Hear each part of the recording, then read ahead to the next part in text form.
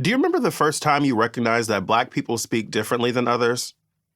For media personality and journalist Shar Jossell, it was when, at 4 or 5 years old, she mistook Lord have mercy for Lord ham mercy and asked her mom for clarification.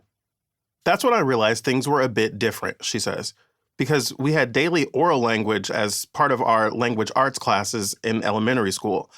But around family and around church, tongues were a little bit more lax.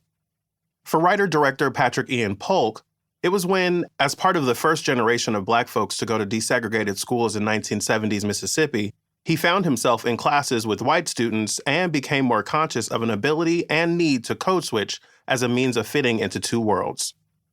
For actress Danielle Pinnock, who grew up in a predominantly patois-speaking community of Black folks, it was when she went to private school and was made fun of for pronouncing three like tree. Or when a little white girl on her elementary school bus violated cardinal rule number 1 of Black communication, thou shalt not talk about people's mama, and got mollywopped.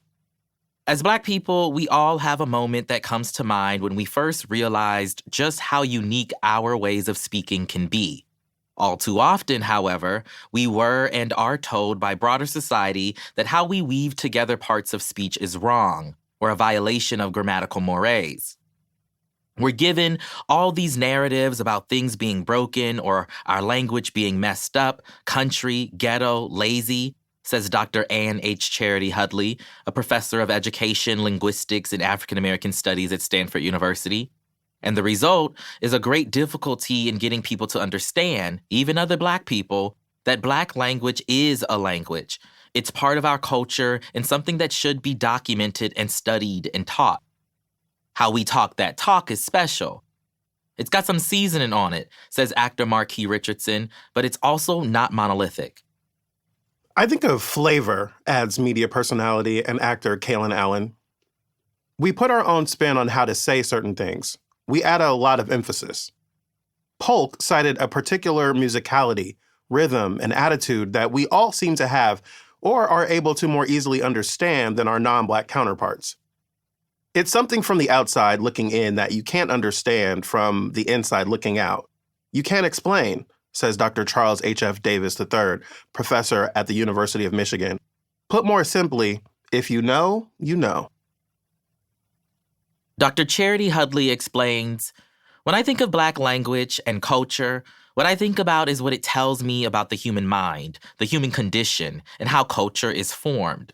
It shows how we as Black people have been able to share and create in these places and spaces in a way that now everybody's trying to sound and be like us. It shows something way past resilience into how art is made in the world. Our speech is art made verbal. I'm talking about the lexicon, the vocabulary, but I'm also talking about the grammatical practices, the sound, she continues. I'm talking about intonation. I'm talking about the way that I tell stories, the way that I express myself in the world, culturally and creatively. And even though there are variations in dialects and accents, the ways something may be said in the Northern California Bay Area is connected to what's said in Charleston, South Carolina, which is connected to what's said in Orange, New Jersey, which is connected to what's said in Kansas City, Missouri, which is connected to what's said in Chicago, Illinois. This is the impact of the Great Migration, as evidenced by a joke Jossell heard growing up. Chicagoans ain't nothing but Mississippi niggas with coats on. How might you describe the ways we speak? The distinctly us, but difficult to pinpoint ways we communicate. Every Black person from here to Mozambique could answer in a different way, and we would still never really explain the specific sounds, tones, inflections, and necessary gestures that make it all mean this and not that. Historically Black Phrases is a celebration of that complexity. It's a fun yet thoughtful documenting and recording into written history of the ways we've said what we said and told our stories in our way. Our culture-shaping way. Our industry-building way.